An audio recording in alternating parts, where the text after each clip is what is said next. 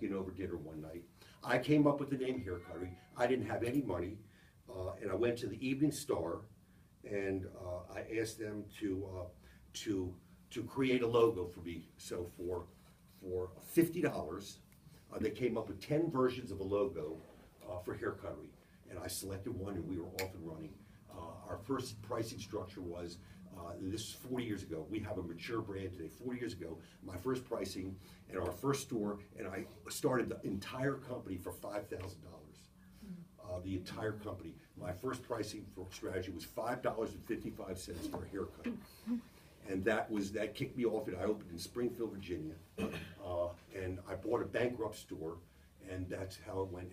And the store was double the size. I had already been experienced in really, I was a single store acquisition specialist. That first store, it was double the size. I cut it in half. I threw some wallpaper up. I changed the floor. And man, I was in business. And I'm going to tell you something. That one store put me on the map because it was what I call a gold mine. It really was. My goal was to earn $100,000 a year by the time I was 30, and I achieved that. Because somebody he knew, and he doesn't even know this story, a guy named Jack Rosenberg, who was a dentist, was making $100,000 a year, and I knew this guy, didn't know him well, but I knew he was doing it, and I said, why not me? And I always looked at other people and said, why not me? I'm as good. I'm as good. You didn't know that story, did you? So,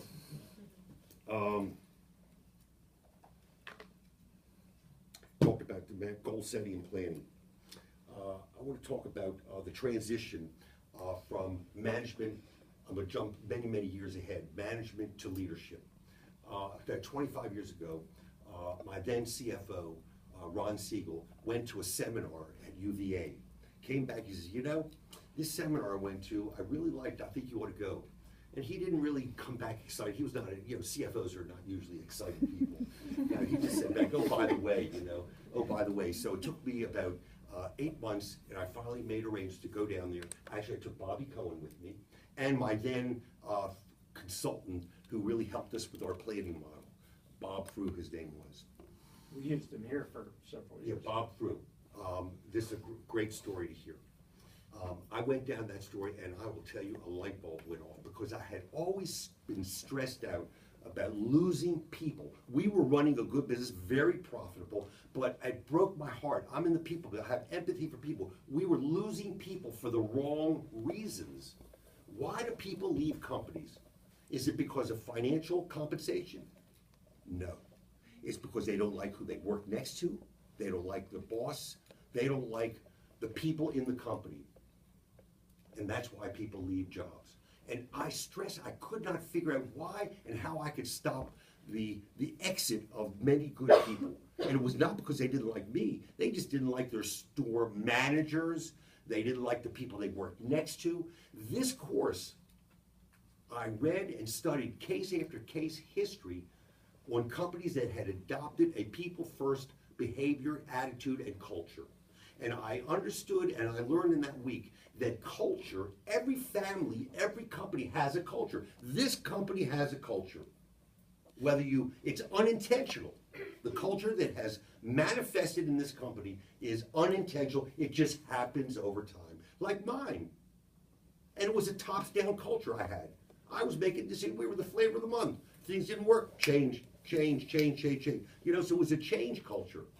This culture that we adopted, I call it, we intentionalized the culture.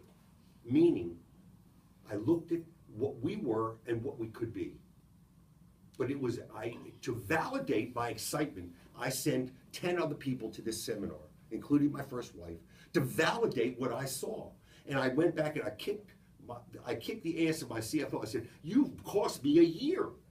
Because he said, instead of getting down there now, it took me 9 months to get down. He cost me a year. Because I would have started what I had started a year earlier, had I been a year earlier. So the people I sent down there, they validated what I saw. And then I had to go across the country to find somebody in my industry that was doing what I wanted to do and what I visualized. And I went to Oklahoma, Texas, New Hampshire, and I ended up, because I heard about some guy in Halifax, Canada. His name is Peter Mahoney. And I flew up there with my team, my executive team. It was 3 or 4 of us, because we went on this search for somebody special to help us. And this guy, we got up to Canada. We were at a hotel that had gambling in the hotel, and we went to sleep the next morning. He had a hotel room, and this guy, he was God to me because he had everything nailed. Everything he was doing with his company is what I wanted to do. So it just resonated. So him and I struck a deal. We hit it off tremendously. He was looking for opportunity, and I was looking for opportunity. And from that, I understood from this course that it's not a light switch. You have to educate. And the course that I took and the professors that I became very close with, because it was one case history study in this course. It was from a guy named Henry Dodge. Dodge convenience stores. They had about 200, or like 7-Elevens or Wawa here today. They had in the South. They had 200 stores. And this guy Henry Dodge was the case study history for this seminar. And the professor said, "Don't ever contact Henry Dodge, because we got to give the guy respect." But I wanted to meet Henry Dodge. I was determined to meet Henry Dodge. I called those professors every month for 2 years. They finally called me and said, "Henry Dodge is coming to dinner, and I want to invite you to dinner." Henry Dodge and I became best friends. I met them, I gave respect because I never called them, but I hounded those professors like, I was on it like a new suit. And Henry Dodge, I invited down. He was from Tupelo, Mississippi. I flew down there on my plane, and I got off. The mayor of Tupelo came out and gave me the key to the city, took me right over. And this guy Henry Dodge was supporting where Elvis was born. Elvis Presley was born in Tupelo, and got the key to the city and all that. And Henry Dodge and I still stay in touch today. This is 25 years later. But my point is that through that course, I knew that I had to convince and educate and train 20% of my population in order for me to make an announcement that we were changing direction with people.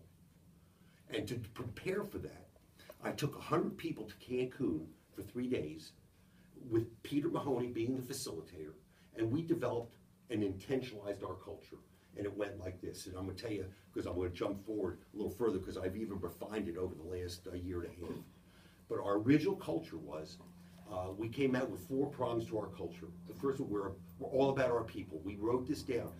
And the people, those 100 people that I took to Cancun helped us develop it, because the concept was the people need to own what we were doing. Because if they were going to embrace it, they had to own it. So I wanted them to be part of the development of the wordsmithing of the words and the concept to intentionalize the culture. So what we did, we came away with those 100 people, and Peter facilitated this, and I was all part of the process. Of course, behind the scenes, we knew exactly what we wanted, but we wanted the buy-in from everybody. We came away with 4 things that really made up our culture. A motto, it's all about people. A vision, we wanted to be a company of happy people. A mission statement, and our first mission statement was the commitment, and the word commitment is a powerful word, the word commitment. The commitment to wow and delight internal and external people, staying within our financial resources, living our values, and having fun. That was my first mission statement. I've shortened it dramatically over the last year and a half, and I'll tell you why I shortened it. Then we had 5 original values: teamwork, building relationships, self-confidence, which was the training education piece, the integrity of everything we do, and everybody's quality of life. I really wanted everybody to feel that we were interested in their quality of life. And that was our culture. And we came back from Cancun, and then we started training. And we trained and really got 20% of our people to really understand, listen, and believe that we were going to be the change agents and be different. 2 full years of training. And I audited and I surveyed our people, and I believed that we had 20% buy-in. And then I rallied the company. I made a massive communication to the entire company that we were no longer a managing company, that we were a leadership company. We were all about the people, people first. And from that, we expected to get extraordinary results.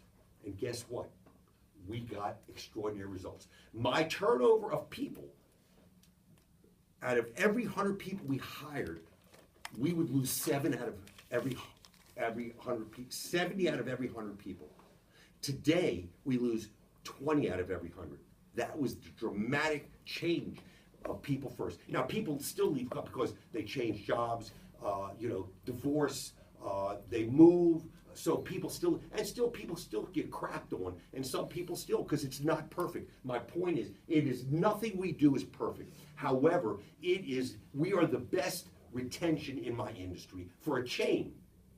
And all my competitors are franchised, and we're all company owned. So we have no partners, we do it ourselves, we organically grow this organization.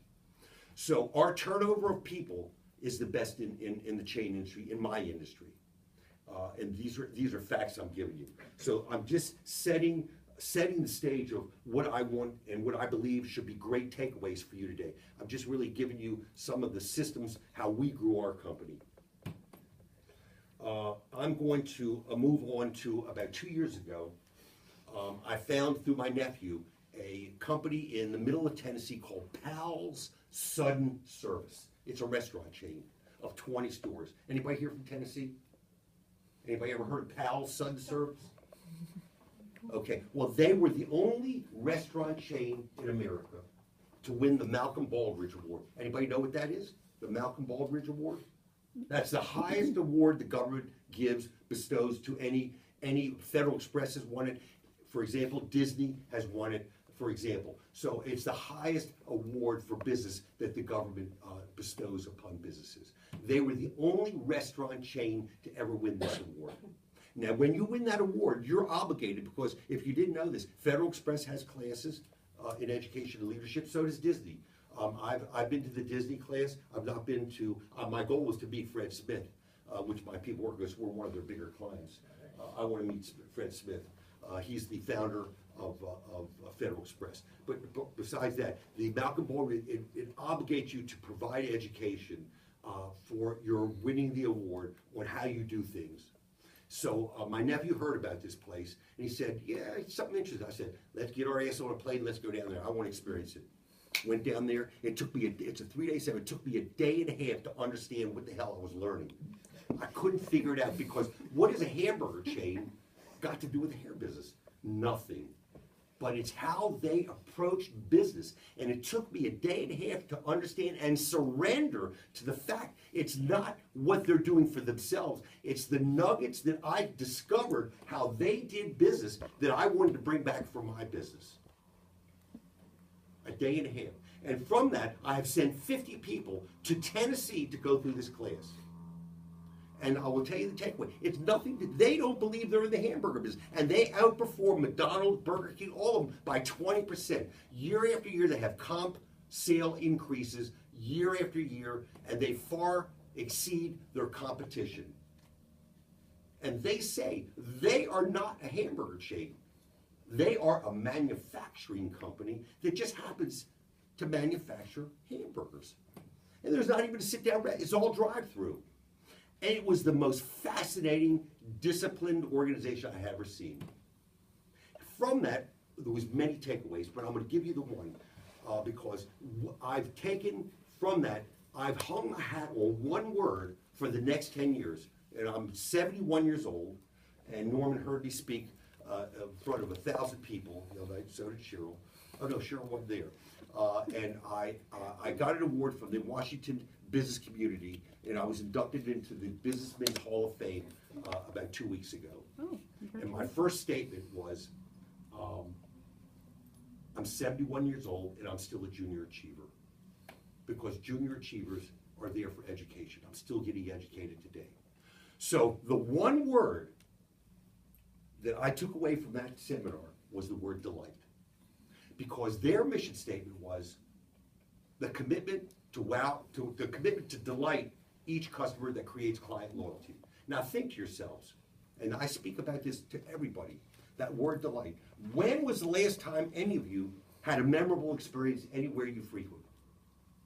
Anybody think about that? Who here has had a memorable experience anywhere? Restaurants, hair salons, dry cleaner, gas station. Who's had a memorable experience?